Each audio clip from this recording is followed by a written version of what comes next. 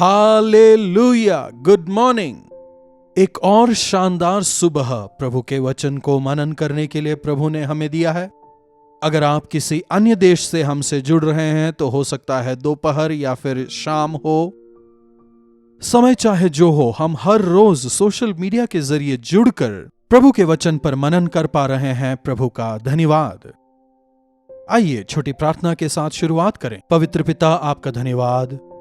आपके वचनों द्वारा हम जीवित रह पाते हैं। आपके वचनों को भेजकर आप हमें चंगाई देते हैं, छुड़ाते हैं, चलाते हैं, अगुवाई देते हैं। आपके वचन हमें कितना अधिक सामर्थ्य देते हैं, इस बात को समझकर पूरी निष्ठा और श्रद्धा के साथ वचन सुनने का अनुग्रह हमें से प्रत्येक को दें। प्रार्थना यीशु के नाम से मांगते हैं, आमीन। परमेश्वर का वचन जीवन की रोटी है कि नहीं? कितने लोग प्रभु के वचन की ओर लगातार ताकते रहते हैं। मान लीजिए आपने एक एग्जाम लिखा है तो आप उसके रिजल्ट का इंतजार करते हैं। मान लीजिए, बहुत सारे उदाहरण आ रहे हैं, लेकिन मान लीजिए आपने कोई प्रयास किया है तो हम उसके परिणाम का इंतजार तीव्रता से करते हैं। अगर हमने कोई इंटरव्यू दिया है तो काफी तीव्रता से, काफी आस लगाए परिणाम का इंतजार हम करते रहते हैं। अब कितने लोग परमेश्वर के सामने एक विनती रखने पर उनके जवाब का इंतजार करते हैं। हमने किसी विषय को लेकर प्रभु से प्रार्थना की और उसके बाद अपनी इच्छा करते रहे तो फिर किस प्रकार से प्रभु हमारी मदद कर पाएंगे? प्रार्थना करने के बाद, याचना करने के बाद अगर हम इंतजार करना सीख लें तो परमेश्वर बेहतरीन तरीके से चमत्कार दिखाएंगे, प्रार्थनाओं का उत्तर देंगे, अपने मार्गों में हमारी अगुवाई करेंगे। भजन संहिता 107 एक बेहतरीन भजन है। इस पूरे भजन पर अभी हम मनन नहीं कर सकते, लेकिन आप इसे जरूर बाद में पढ़िएगा। ये एक बहुत अच्छा भजन है। 6वीं आयत देखिए। तब उन्होंने संकट में यहोवा की दुहाई दी।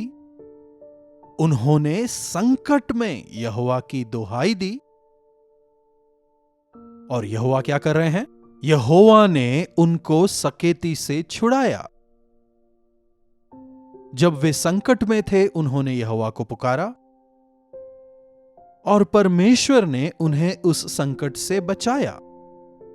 इस बात के जिक्र को आप इस भजन में बार बार पा सकते हैं। इसकी 13वीं आयत में देखिए, दोबारा से वही कहा गया है। तब संकट में उन्होंने यहोवा की दुहाई दी और यहोवा ने सकेती से उनका उद्धार किया। 19वीं आयत भी, तब वे संकट में यहोवा को पुकारते हैं और वे सकेती में उनका उद्धार करते हैं। जीवन में संकट क्लेश का आना सर्वसाधारण बात है। समस्याएं, परेशानियां, तकलीफें, संकट, क्लेश, पीड़ा, बीमारी, संसार में रहते इसका सामना करना सहज है। लेकिन जब हम समस्याओं से होकर गुजरते हैं, परेशानियों का जब हम सामना करते हैं, अकाल जैसी स्थिति जब होती है, तब हम क्या करते हैं? क्या हमारी समझ का सहारा लेते हैं? अपने विचार के अनुसार आगे बढ़ते हैं? बंधु मित्रों के सुझाव का सहारा लेते हैं? हताश, निराश होकर बैठे रह जाते हैं? या फिर यहोवा को पुकारते हैं? परिस्थितियां चाहे जैसी हों, अनुकूल परिस्थिति हो या फिर प्रतिकूल परिस्थिति हो, हर स्थिति में प्रभु के सानिध्य में रहना, उनसे प्रार्थना करना काफी उत्तम बात है। साथ ही साथ संकट के समय में, परेशानी में हमारे आंसुओं को वे पहुंचेंगे। आपदा से बचाने वाले परमेश्वर निरंतर हमारे साथ हैं। हमेशा हम में यह विश्वास रहे। रास्तों में आते जाते समय कई बार हम दुर्घटनाओं को देखते हैं। मान लीजिए आप ही रास्ते में जा रहे हैं और एक वाहन बस आपको टक्कर मारने ही वाला है। Just with in fraction of seconds, मान लीजिए अगर टक्कर हो जाए, आप शायद एक और होते और आपकी बाइक दूसरी ओर। हमें नहीं पता कौन से क्षण क्या होगा। चलते चलते लोगों का पैर फिसल गया, वे गिर गए और मर गए। ऐसी कई सारी बातों को, समाचारों को हमने सुना है। लेकिन ऐसी परिस्थितियां, ऐसे विषम परिस्थितियां जब हमारे सामने आती हैं, हे मेरे प्रभु, जब आप उन्हें पुकारेंगे, उस आपदा से वे आपको बचाएंगे। बाल बाल बच गए। कई बार हम ऐसा कहते हैं ना, बाल की मोटाई कितनी होती है? मतलब आपदा या संकट आपके सामने था, लेकिन परमेश्वर ने उससे आपको बचा लिया। हमेशा याद रखें, जब हम यीशु मसीह के नाम पर विश्वास करते हैं, हमारी समस्याओं में, हमारी परेशानियों में, हमारी तकलीफों में, हमारे आपदाओं में, बीमारी के समयों में, प्रतिकूल परिस्थितियों में, हमारा प्रयास नहीं होना चाहिए। कई बार हम हमारे तमाम हथकंडों को अपनाने के बाद जब हार जाते हैं, तब प्रभु के पास जाते हैं। प्रभु, मैंने सब कुछ करके देख लिया, मैं हर जगह गया, लेकिन मैं हार गया हूं। ऐसे कई लोगों को कहते सुना है। इसके विपरीत आपकी पहली सोच ही यह हो कि मुझे प्रभु को बताना है। अगर मैं इसे प्रभु के सामने रखूंगा, अगर मैं प्रभु से विनती करूंगा, वे बचाएंगे। अगर ऐसे विश्वास करके जब आप परेशानियों का सामना कर रहे होते हैं, प्रभु को पुकारना अगर सीख लें, चमत्कारिक तौर पर आपदा के समय वे आपको बचाएंगे। क्यों एक की बजाय 3 बार ऐसा लिखा है? विपरीत परिस्थितियां आज हैं, कल नहीं होंगी, ऐसा नहीं कह सकते। यह साल पूरा अच्छा निकला, अगला साल भी अच्छा निकलेगा, ऐसा भी नहीं कह सकते। आज तक मैंने किसी समस्या का सामना नहीं किया है, इसलिए जिंदगी भर मैं किसी भी समस्या का सामना नहीं करूंगा, ऐसा भी नहीं कह सकते। अगले ही क्षण क्या होगा, आने वाली परिस्थिति कैसी होगी, यह कुछ भी हमारे हाथों में तो नहीं है ना। अकस्मात ही जब समस्याएं हमारे सामने आ जाती हैं, आपदाओं का सामना करना पड़ता है, आर्थिक परेशानियों से जूझना पड़ता है, या फिर किसी बीमारी ही से आपका सामना हो रहा हो, या फिर हमारे अपनों ने ही, हमारे मित्रों ने हमसे धोखा किया हो, जिन पर विश्वास किया उन्होंने धोखा दिया हो। मान लीजिए आपके पास में जो कुछ है एक ही रात में तबाह हो जाए। कई लोगों के बारे में हमने सुना है, करोड़पतियों के विषय में हमने सुना है। बड़े बड़े बिजनेसमैन, रातों रात उनका दिवाला निकल गया, हमने सुना है।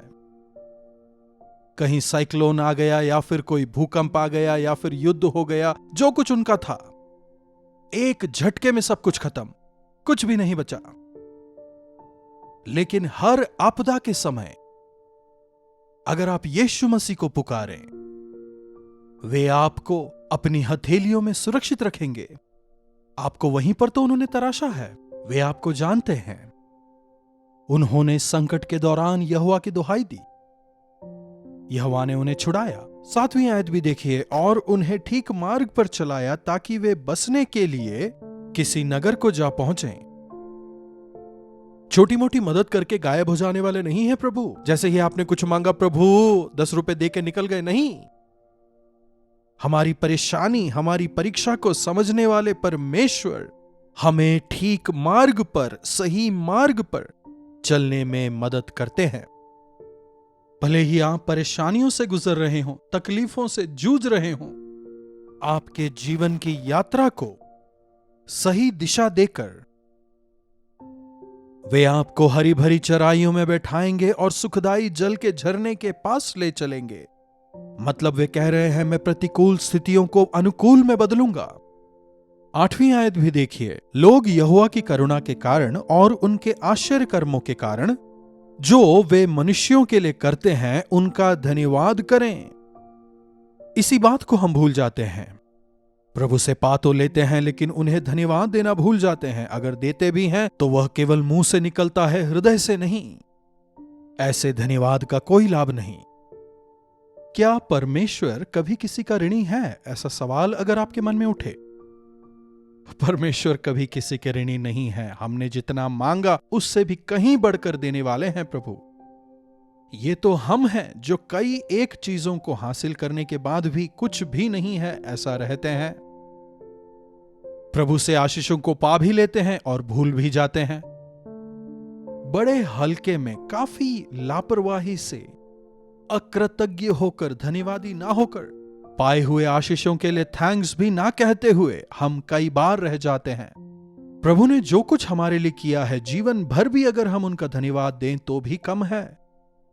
प्रभु ने मेरे लिए ये नहीं किया, वो नहीं किया, शिकायतें करना छोड़कर अब तक प्रभु ने जो आपके लिए किया है उसके लिए धन्यवादी होकर रहें। कितनी बार आपको लगा ये तो डेड एंड है, अब मैं और आगे नहीं बढ़ सकता हूं, अब मेरे पास और कोई मार्ग नहीं, जिंदगी भर मुझे इस समस्या से जूझना है, मेरी जिंदगी अब पूरी बर्बाद हो चुकी है, अब मैं इस गड्ढे से जिंदगी भर बाहर नहीं निकल पाऊंगा। पूरी तरह हार मानने के बाद जब आपने प्रभु को पुकारा था, किस प्रकार से परमेश्वर ने आपको उस निराशाजनक स्थिति से बाहर निकाला, कैसे प्रभु ने आपको उस गड्ढे से उभारा, आपके आंसुओं को पहुंचकर अब तक चलाया है, जरा सोच के देखिए। कठिन दिनों से बाहर आने के बाद, एक अच्छे जीवन की आदत लग जाने के बाद में अधिकतर हम कृतज्ञ होकर जीना भूल जाते हैं। यह भयावह है। जब हम परमेश्वर की दोहाई देते हैं, संकट के दिनों में तू मुझे पुकार और मैं तुझे छुड़ाऊंगा ताकि तू मेरी महिमा कर सके। हमें परमेश्वर को महिमित करना है। याद रखें, जब आपने परमेश्वर की दोहाई दी थी, मृत्यु जैसी स्थिति आपके सामने खड़ी थी। उस स्थिति को याद रखिएगा। हमेशा परमेश्वर के कृतज्ञ होकर जीवन बिताएंगे। देखिए 9वीं आयत में क्या लिखा है, क्योंकि वे अभिलाषी जीवन को संतुष्ट करते हैं। आप में बस एक इच्छा हो, उसे वे पूरा करेंगे। आपकी इच्छा क्या है? शारीरिक लालसाएं, सांसारिकता, सांसारिक चीजों की चाह, लौकिक अभिलाषाएं, या इसके विपरीत, मैं यीशु मसीह की तरह जीना चाहता हूं, मैं उनकी इच्छा अनुसार जीना चाहता हूं, मैं चाहता हूं कि उनकी इच्छा मेरे जीवन में पूरी हो, मेरी इच्छा है कि मैं उनके नाम को महिमित करूं। अगर ऐसी इच्छाएं आप में है तो वे उसे पूरा करेंगे, क्योंकि वे अभिलाषी जीव को संतुष्ट करते और भूखों को तृप्त करते हैं। क्या लिखा है? और भूखों को वे उत्तम पदार्थों से तृप्त करते हैं। हमें खाने पीने की चीजों के लिए बहुत भूख लगती है ना? लेकिन परमेश्वर के वचन के लिए हमारे अंदर कितनी भूख है। धार्मिकता की अभिलाषा रखने वाले धन्य हैं, वे तृप्त किए जाएंगे। परमेश्वर के सानिध्य का, उनकी धार्मिकता का मैं अभिलाषी हूं। मेरा प्राण यहोवा के आंगनों की अभिलाषा करता है। मेरा तन मन दोनों जीविते परमेश्वर की आस लगाए हुए हैं। हमें देखिए, सुबह उठते ही ब्रेकफास्ट चाहिए, कॉफी चाहिए। कितने लोग उठते ही कहते हैं, प्रभु मुझे आपका वचन चाहिए, आज मुझे आपकी इच्छा जाननी है, आज मुझे आपकी शरण, आपकी अगुवाई चाहिए। क्या आप इस प्रकार की आशा रखते हैं? मेरे सामने जब परेशानियां, तकलीफें आएंगी, मेरे परमेश्वर उससे मुझे छुड़ाएंगे। क्या ऐसा विश्वास आपके अंदर आज है? क्योंकि वे अभिलाषी जीव को संतुष्ट करते हैं, भूखे को उत्तम पदार्थों से तृप्त करते हैं और अभिलाषी प्राण को संतुष्ट करते हैं। परमेश्वर के अभिलाषी, कैसे उन्हें महिमित करें, कैसे उनके लिए जीवन बिताएं, कैसे उनमें हम और बढ़ें, ऐसे अभिलाषा हम में हो। दाऊद में हमेशा एक ऐसी आशा थी। भेड़ बकरियों को चराते वक्त यरूशलेम की ऊंची पहाड़ियों को देखकर कहता है, प्रभु मैं इस ऊंची पहाड़ पर नहीं चढ़ सकता, आप मदद करें। यहोवा परमेश्वर ने उसकी मदद की। एक ऊंचे स्थान पर प्रभु ने उसे पहुंचाया। जो उन पर विश्वास करते हैं, जो उनसे प्रार्थना करते हैं, जो उन्हें खोजते हैं, वे उन्हें मिलते हैं। जो उनसे विनती करते हैं, वे उनसे उत्तर पाते हैं। आज अपने आप को जरा परख कर देखें, क्या आप में अभिलाषाएं हैं? परमेश्वर को, उनके नाम को महिमित करने की आशा, मैं प्रभु के लिए जीवन बिताऊंगा, ऐसी आशा। आज हमारे जीवनों में ऐसी आशा नहीं है, इसीलिए हम प्रभु के चमत्कार को नहीं देख पाते। आज हमारा आत्मिक जीवन शुष्क है। एक अभिलाषी जीवन का मतलब, आशा भरे जीवन का मतलब, प्रभु यीशु मसीह को हमें प्रदर्शित करना है, उनके समान हमें जीना है। मुझे पाप से दूर रहना है, ऐसी आशा। मुझे और अधिक मसीह समान बनना है, ऐसी आशा। इस संसार में उनके गवाह होकर जीने की आशा। कई बरसों से आप प्रभु के वचन को सुनते आए हैं। आपकी आशा क्या है? कष्ट के बीच, समस्याओं में, संकट के बीच क्या आपने यहोवा की दुहाई दी है? 19वां वचन हमने देखा, 20वां भी देखिए, 19 भी। तब वे संकट में यहोवा की दुहाई देते हैं और वे सकेती में उनका उद्धार करते हैं। 20वीं आयत भी, वे अपने वचन के द्वारा उनको चंगा करते और जिस गड्ढे में वे पड़े हैं उससे उन्हें निकालते हैं। हालेलुया। जब हम उनकी दुहाई देते हैं, वे अपने वचन को भेजकर हमें चंगा करते हैं। परमेश्वर का वचन आप कई बार कई लोगों से सुनते हैं, अभी भी आप प्रभु के वचन को सुन रहे हैं। अगर आप यकीन करें कि यह वचन परमेश्वर का वचन है जो अभी आप सुन रहे हैं, यह वचन ही है जो आपके हृदयों में कार्य करेगा। वचन ही है जो आपको संतुष्ट करता है, आपको चंगा करता है, आपको संतुष्ट करता है, आपको तृप्त करता है, आपकी अगुवाई करता है। प्रभु के वचन पर मनन करें, उस वचन के और अधिक अभिलाषी हों।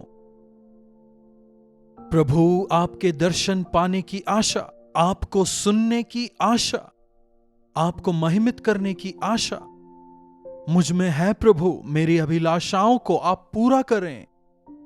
अगर इस प्रकार की अभिलाषाएं हम में होंगी तो प्रभु उसे पूरा करेंगे और उनका नाम महिमित होगा।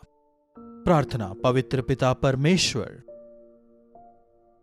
प्रभु, जो कोई इस वचन को अभी सुन रहे हैं, चाहे जो परेशानी में हो, हमने बहुत प्रार्थना की लेकिन अब तक कोई जवाब नहीं मिला। अगर आज वे निराश हैं, आप वचन को पूरा करने वाले प्रभु हैं। आपने हमसे वायदा किया है कि संकट में तुम मेरी दुहाई दो और मैं तुम्हें सुनूंगा और तुम्हें छुड़ाऊंगा। प्रभु, आप हमें छुड़ाएंगे और हमारी अगुवाई करेंगे।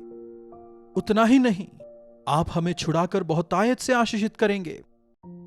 आप हमारे जीवन की हर एक अभिलाषाओं को, हर एक इच्छाओं को पूरा करने वाले, वायदा निभाने वाले आप परमेश्वर हैं। इसे अनुभव करने का अनुग्रह हमें दें।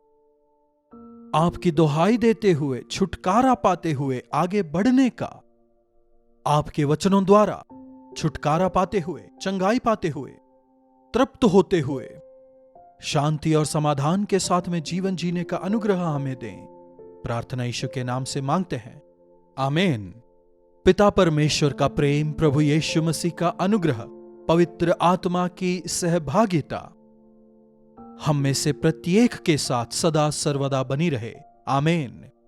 प्रभु की महिमा हो। आप अपने प्रार्थना विषयों को 9884907779 पर भेज सकते हैं। हम जरूर आप लोगों के लिए प्रार्थना करेंगे। प्रभु अवश्य चमत्कार करेंगे। डॉक्टर जयपॉल यूट्यूब चैनल को भी आप सब्सक्राइब कर सकते हैं। कल्वरी दर्शन, ये है प्रेम के दर्शन, यीशु प्रेम के दर्शन।